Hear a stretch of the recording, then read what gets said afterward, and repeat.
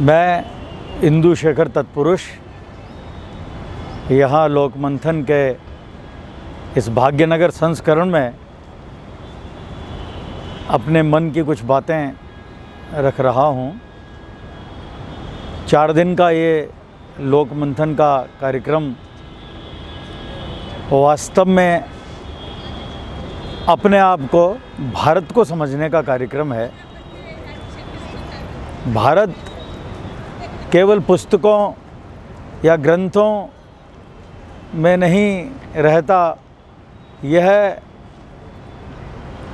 हमारे संपूर्ण लोक में रहता है। वह लोक जो गाँव में रहता है, गिरी की कंदराओं में रहता है या उपत्यकाओं में रहता है, नदी के तट पर रहता है, जो मरुस्थल में रहता है, जो वनों में रहता है, जो बस्तियों में रहता है, अलग अलग भौगोलिक परिस्थितियों में रहता है। संपूर्ण लोक जिस तरह से जीवन को जीता है, वह कला के रूप में जीता है, परंपरा के रूप में जीता है, रोज़मर्रा के विज्ञान के रूप में जीता है, पारिवारिक ज्ञान के रूप में जीता है। उसके अनेक आयाम है, पर हम शास्त्र के आधार पर या उपनिवेशवाद के कारण जो दृष्टि हमको मिली है पिछले 150 वर्षों में, जो हमारा अपनी आँखों पर विदेशीपन का चश्मा लगाकर भारत को देखने की जो आदत पैदा की है, उससे हमने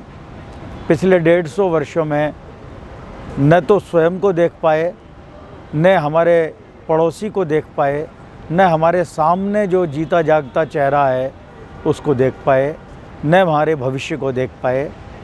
अब पिछले कुछ दशकों में यह भारत बोध जागृत हुआ है और इस भारत बोध का जो प्रकल्प है, जो परिकल्पना है, यह लोकमंथन के माध्यम से प्रारंभ हो रही है। ऐसे और भी प्रकल्प चल रहे हैं।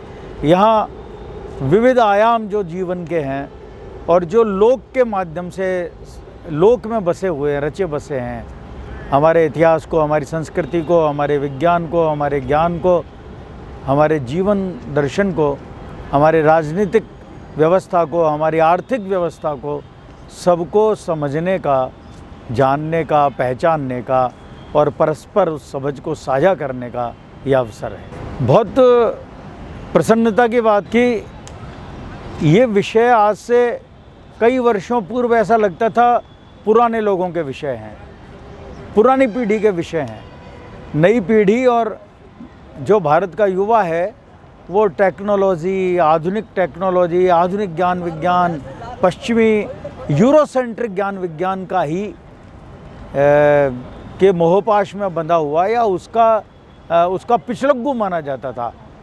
लेकिन जैसा मैंने अभी कहा कि ये बड़ी खुशी की बात है कि वह अब भारत सेंट्रिक होता जा रहा है। वह इन सब चीज़ों को भारत की मूल अवधारणा से, भारत के मूल पारंपरिक चिंतन से, जो कि लोक के माध्यम से उसको मिल रहा है, पकड़ना, देखना और समझना चाह रहा है। और इसलिए ये जो युवाओं का टोला आपको यहाँ दिख रहा है, ये इतने युवा जो विशेषकर जो उच्च अध्ययन संस्थानों में पढ़ने वाले युवा हैं, वे यहाँ पे हैं। इसका मतलब वे अपने आप को जानना चाहते हैं, अपने समाज को जानना चाहते हैं, अपने लोक को जानना चाहते हैं, अपने राष्ट्र को पहचानना चाहते हैं और अंततः मानवता के स्वर को पहचानना चाहते हैं। बहुत सुंदर बात है, अच्छी बात है।